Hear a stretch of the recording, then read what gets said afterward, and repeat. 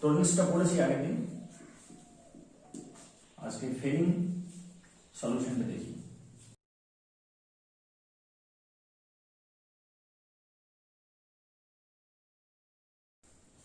Oxidation by Fehling solution. এবার Fehling সলিউশনটা হচ্ছে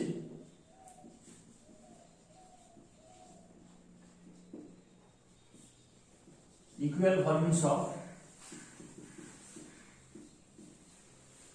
failing A and failing B.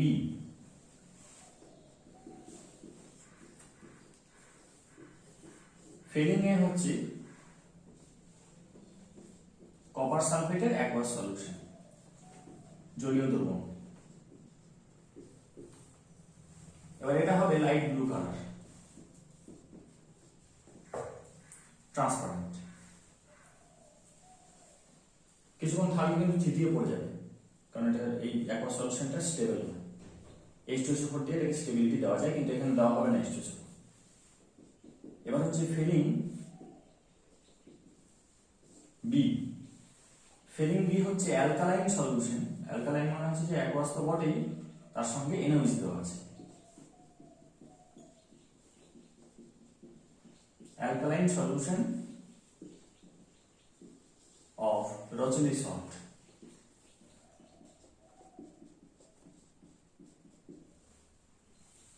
রচলি সল্টটা কি জিনিস?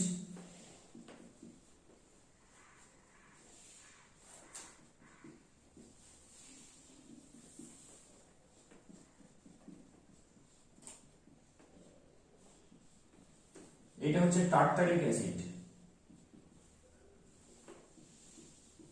তেঁতুলে যেটা থাকে 1 2 3 4, তাহলে বিউটান ডাইলিক অ্যাসিড। অ্যাসিডের পজিশন বলার দরকার নেই, কারণ টার্মিনাল পজিশনেই হয়, আর দুটো অল আছে, তাহলে 2,3 ডাইহাইড্রক্সি বিউটান ডাইলিক অ্যাসিড।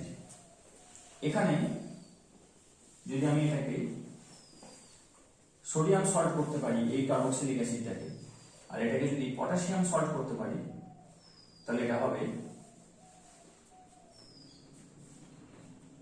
Sodium potassium টার্ট্রেট। এইটা হচ্ছে রচলি সল্ট। তার সঙ্গে NaOH মেশাতে হবে সাফিসিয়েন্ট অ্যামাউন্টে। এটা কালারলেস একটা সলিউশন পাবো। তাহলে এটা হচ্ছে লাইট ব্লু, এটা একদম কেরোসিনের মতো রং হয়। এবার কেরোসিনের কিন্তু নিজস্ব রং নেই, ওখানে রং মেশাতে হয়, একটা মেশানো থাকে। এটা কালারলেস সলিউশন, এটা বাফার হিসেবে কাজ করে এবং কমপ্লেক্সেশন হয় কপার 2+ এর সাথে। এই দুটোকে যখন মিশিয়ে দেওয়া হবে, তখন এই যে বললাম এর সাথে কমপ্লেক্স হয়। কমপ্লেক্স হয়ে গেলে এর কালারটা হয়ে যাবে deep blue. When these two are added,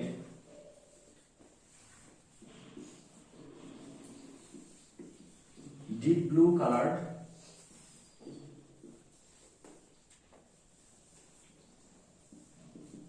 solution result owing to complexation. তাই কপার 2+ এর সাথে রচলি সল্টের কমপ্লেক্স ফর্ম করে, যেমন করে কপার 2+ এর সাথে অ্যামোনিয়ার কমপ্লেক্সেশনের ফলে এটা লাইট ব্লু থেকে ডিপ ব্লু হয়ে যায়, এটাও তাই মিক্সচারটা ডিপ ব্লু হয়ে যায়।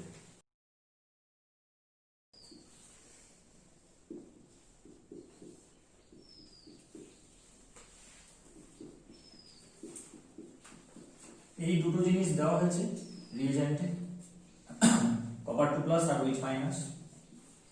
এটা অক্সিডাইজড হয়ে হবে RCOO-। লিখছি কারণ প্রথমে এটা অ্যাসিড হবে, কিন্তু এনভায়রনমেন্টে অ্যালকালাইন, ফলে এটা সল্ট ফর্মে পাবো।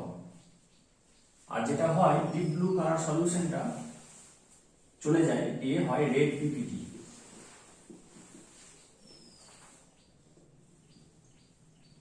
এটাই হচ্ছে অবজারভেশন।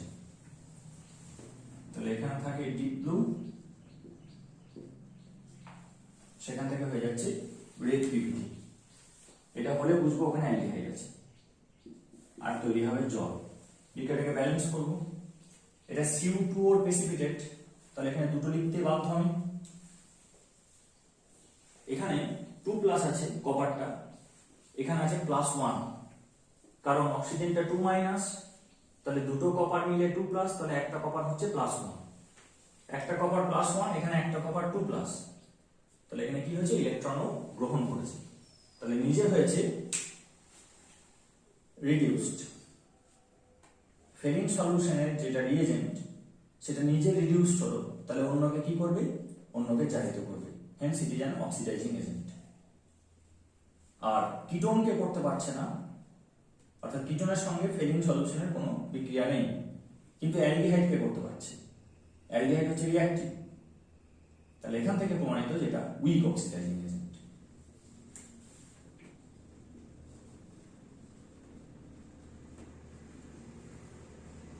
এখানে ফেলিং সলিউশন দিলে নো রেড পিপিটি, তাহলে রেড পিপিটি দেখে আমি চিনব যে বিক্রিয়াটা রেসপন্ড করেছে, তখন আমি বলবো যে এটা অ্যালডিহাইড ছিল। এবার এর একটা ব্যাপার হচ্ছে যে অ্যারোমেটিক অ্যালডিহাইড হলে বিক্রিয়া করবে না, এইটা হলে কিন্তু ফেলিং সলিউশন রেসপন্ড করবে না। একইভাবে বেনেডিক্ট সলিউশন আছে, সেই বেনেডিক্ট সলিউশন হচ্ছে সবকিছু একই,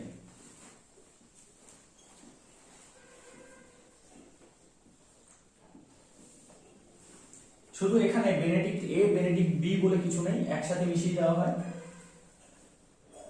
সব একই থাকবে। এই কপার সালফেট অর্থাৎ ফেলিন এ যেটা সেটা এখানে থাকবে, ফেলিন বিটার পরিবর্তে যেটা এর সাথেই মিশিয়ে দেওয়া হয় সেটা হচ্ছে সোডিয়াম সাইট্রেট, লেবুতে যে অ্যাসিডটা থাকে সেইটা,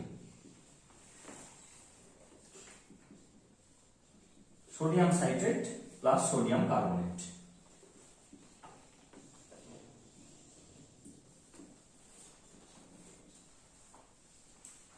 তাহলে কমপ্লেক্স করবে যার সাথে সেই লিগ্যান্ডটাকে শুধু চেঞ্জ করা হলো আর বাফারটাকে চেঞ্জ করা হলো।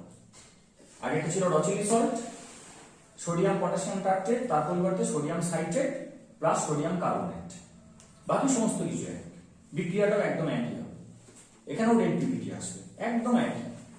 আর এটাতেও অ্যারোমেটিক অ্যালডিহাইডের সাথে বিক্রিয়া হবে না, অর্থাৎ এটা অ্যাসিটালডিহাইড রেসপন্ড করবে এই দুটোকে, কিন্তু বেঞ্জালডিহাইড রেসপন্ড করবে না। তাহলে যদি আমাকে অ্যালডিহাইড ভার্সেস কিটোন ডিফারেন্সিয়েট করতে বলে, এরকম প্রশ্ন আসে যে distinguish between aldehyde and ketone with a reaction, বা উইথ আ রিঅ্যাকশন বলেও দেয় না, ওটা বুঝতে হবে যে রিঅ্যাকশনের সাহায্যে করতে হবে, সেক্ষেত্রে আমি টরেন্স রিএজেন্ট ব্যবহার করব, যেটাতে সিলভার মিরর আসবে সেটা অ্যালডিহাইড, যেটাতে আসবে না সিলভার মিরর সেটা হচ্ছে কিটোন। এটা একটা রিঅ্যাকশনের সাহায্যে ডিস্টিংগুইশ করলাম যে অ্যালডিহাইড না কিটোন। টরেন্স রিএজেন্ট দিয়ে ফোটাতে হবে, সিলভার মিরর যেটাতে আসবে সেটা অ্যালডিহাইড হবে, সিলভার মিরর যেটাতে আসবে না সেটাতে কিটোন হবে। এবার যদি বলে যে distinguish between aliphatic aldehyde and aromatic aldehyde,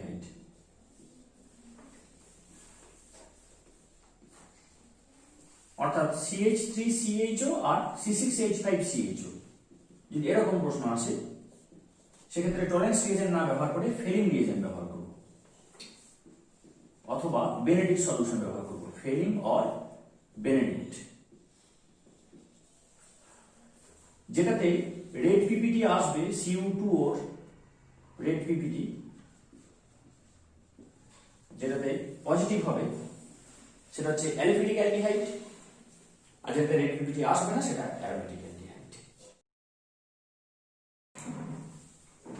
এবার একটা স্ট্রং রিএজেন্ট দিয়ে দেখা যাক কি হয়।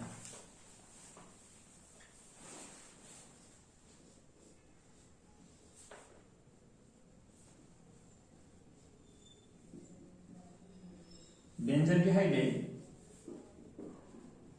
K2Cr2O7 কনসেন্ট্রেটেড H2SO4 যদি দেওয়া হয় তাহলে এটা বেঞ্জিলিক অ্যাসিড হয়ে যাবে। যদি অ্যালিফেটিক অ্যালডিহাইড নিই তাও হবে, ওটাই স্ট্রং অক্সিডাইজিং এজেন্ট দিয়ে আমরা আগে দেখেছি। Next, benzaldehyde upon exposure to air undergo aerial oxidation, অর্থাৎ বাতাসের সংস্পর্শে যদি বেঞ্জালডিহাইড চলে আসে তাহলে অক্সিডেশন হবে, কিন্তু রেটটা হচ্ছে slow, but rate is slow. মানে একবার এক্সপোজার হলো দিয়ে আবার ঢাকনা বন্ধ করে দিলাম, তাতে হবে না। কিরকম বিক্রিয়াটা?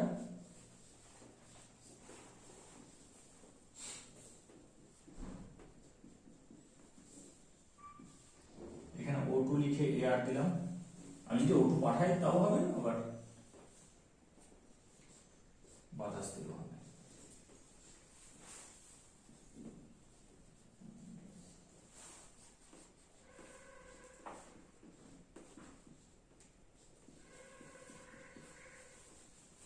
এই O2টা এইখানটাতে লাগবে, তাহলে হলো সি বন্ড H।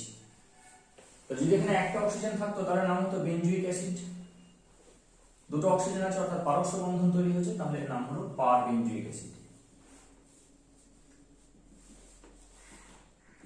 পার বেনজুইক অ্যাসিড, এই পার বেনজুইক অ্যাসিড যদি বেঞ্জালডিহাইডের সঙ্গে দেখা হয়, না হলে কিছু করার নেই, ওটাই থেকে যাবে।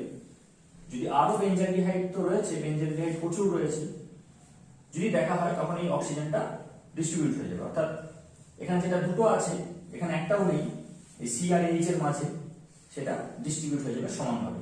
তাহলে এখানে হবে 2,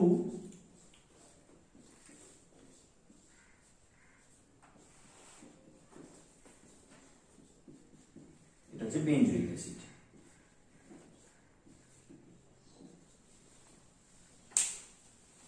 তাহলে বেঞ্জালডিহাইড প্রথমে এরিয়াল অক্সিডেশন হয়ে হলো পারবেনজুইক অ্যাসিড, সেই পারবেনজুইক অ্যাসিড আবার অ্যালডিহাইডের সাথে বিক্রিয়া করে বেনজুইক অ্যাসিড তৈরি করবে, কিন্তু আমি সবসময় এটা মিক্সচার পাবো, অর্থাৎ পারবেনজুইক অ্যাসিডটা থাকবে না, এটা পাবো না, শুধু ওটাই পাবো এরকম না, যেহেতু ওভারঅল রেটটা ভীষণ স্লো, আমি এটাও পাবো ওটাও পাবো সবসময়। একদম শুরুতে এটা তৈরি হবে, একটু সময় পেরিয়ে গেলে দুটোই পাবো। এবার এই প্রসঙ্গে এটা তো এটার উত্তর গেল, এই প্রসঙ্গে একটা ভালো প্রশ্ন আছে, প্রশ্নটা হচ্ছে হোয়াইট, আজকে বলে বললাম, white crystals are found in the neck of benzaldehyde bottles.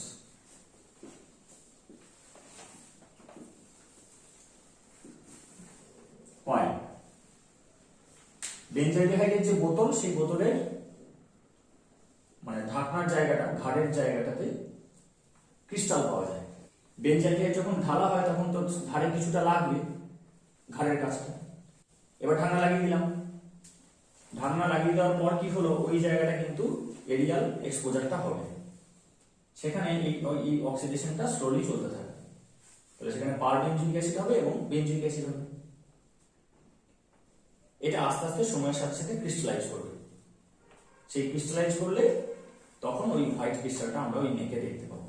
তাহলে এই ক্রিস্টালগুলো তোকে এই প্রশ্নের উত্তর দিতে গিয়ে বলতে হবে যে এটা এরিয়াল অক্সিডেশন হয়, ওই নেকের কাছে যে বেনজালডিহাইডটা চলে আসে সেই বেনজালডিহাইডটা স্লো এরিয়াল অক্সিডেশন হয়, ফলে এটা তৈরি হয় এবং এটা তৈরি হয়, যেটা উইথ টাইম ক্রিস্টালাইজ করে and they appear as white crystals in the neck of the benzaldehyde bottles.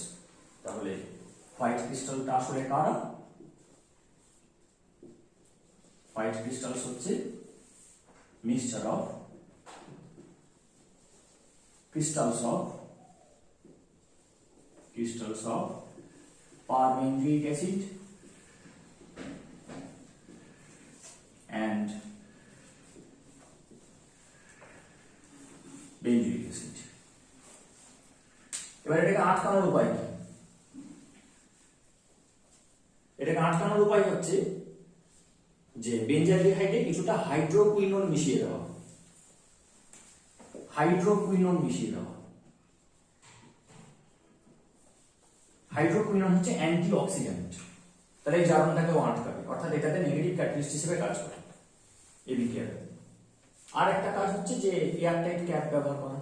আমি যদি বাতাসের সংস্পর্শটাকে বন্ধ করে দিই তাহলে এটা স্টপ হবে, এটা কমে যাবে, আর হাইড্রোকুইনন অ্যাড করে আমি ক্যাটালাইটিক্যালি এটাকে রেটটাকে রিডিউস করতে